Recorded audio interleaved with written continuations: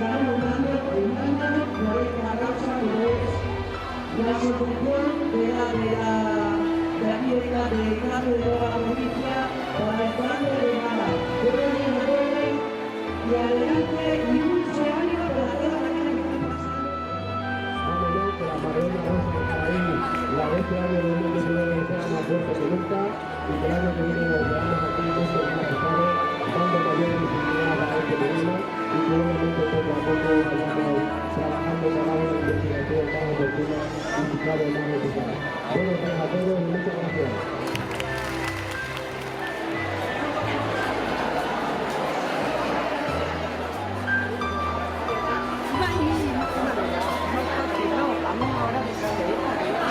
Ellos cuando entrevistaron